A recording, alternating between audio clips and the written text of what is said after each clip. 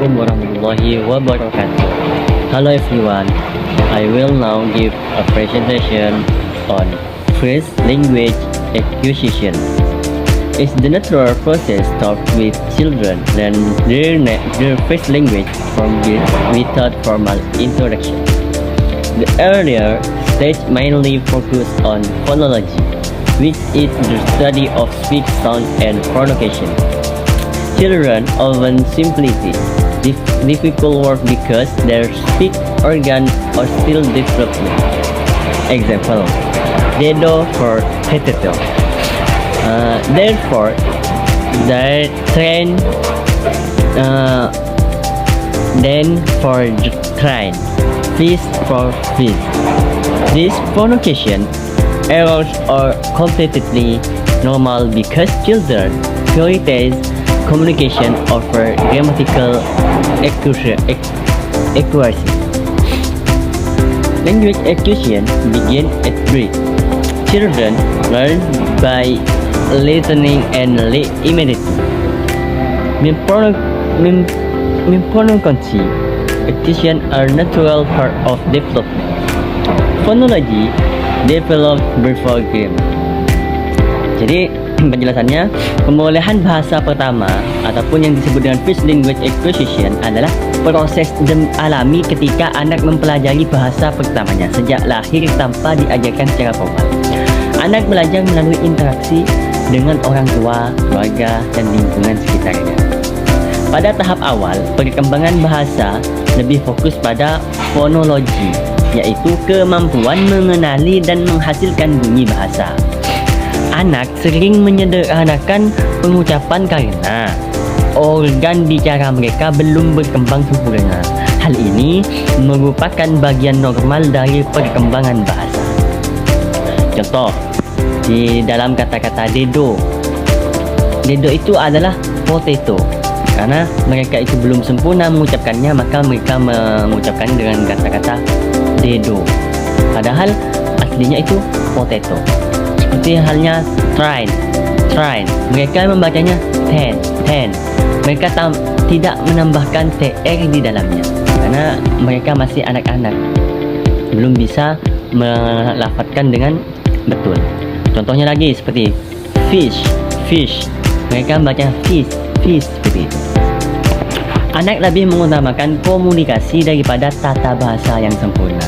Oleh karena itu, kesalahan pengucapan hal yang normal bagi anak-anak. Pemulihan bahasa itu dimulai dari sejak lahir. Anak belajar melalui mendengar dan meniru. Kesalahan pengucapan merupakan bagian dari perkembangan. Fonologi berkembang sebelum tata bahasa, seperti itu. Jadi, theories of language acquisition. Behaviorism. What behaviorism? Behaviorism proposed by B.V. Skinner argues that language is learned through imitation, repetition, reinformation, correction. Example: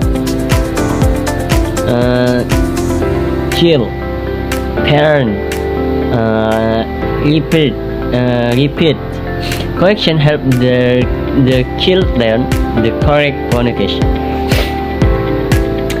Penjelasannya, tokoh utama B.F. Skinner, teori ini menyatakan bahwa bahasa dipelajari melalui imitasi, pengulangan, latihan, penguatan, koreksi dari orang tua. Contoh, seperti anak berkata bikal, ibu memperbaiki bukan bikal tetapi mobil. Anak terus mendengar bentuk yang benar sehingga akhirnya dapat mengucapkan dengan tepat. Kelebihan: menjelaskan pentingnya lingkungan. Kekurangan: tidak menjelaskan bagaimana anak mampu membuat kalimat baru yang belum pernah diajarkan. Terus yang kedua ada nativism. Apa itu nativism? Chomsky proposed that children are born with an innate language ability called the language acquisition deficit ataupun yang disebut dengan LAD.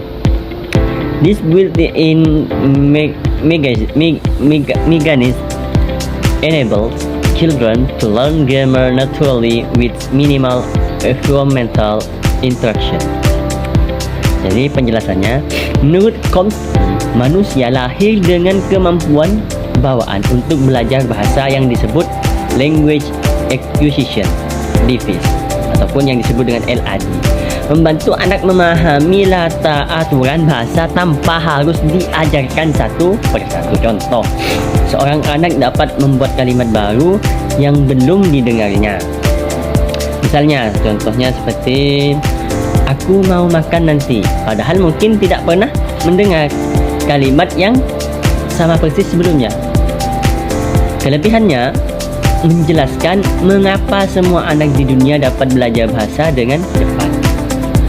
Nah, untuk yang C, cognitism. Apa itu cognitism? According to Piaget, language develops alongside children cognitive development.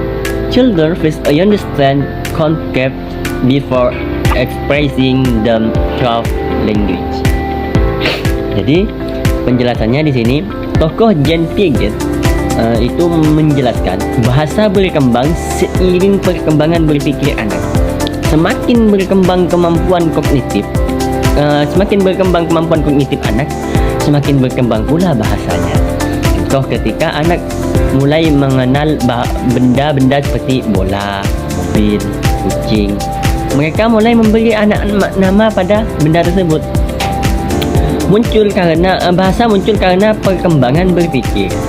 Oleh karena itu banyak anak-anak itu tanpa diajari bahasa, banyak bahasa yang mereka tahu karena mereka itu biasanya belajar bukan hanya dengan belajar diajarkan, tapi dengan cara mendengarkan. Ada lagi yang D, itu pragmatis. Apa itu pragmatis?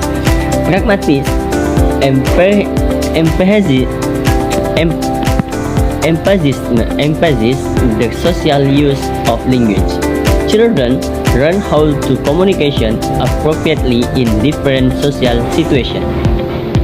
Penjelasannya, pragmatik menekankan bahwa bahasa dipelajari untuk tujuan komunikasi sosial. Anak belajar kapan berbicara, kepada siapa berbicara, bagaimana menggunakan bahasa secara sopan. Nah, seperti itu. Contohnya, anak berkata tolong atau terima kasih. Mereka belajar penggunaan bahasa melalui interaksi sosial. Seperti itu. Mungkin hanya ini yang bisa saya sampaikan. Kurang dan lebihnya saya mohon maaf. Wabillahi taufiq wal hidayah. Wassalamualaikum warahmatullahi wabarakatuh.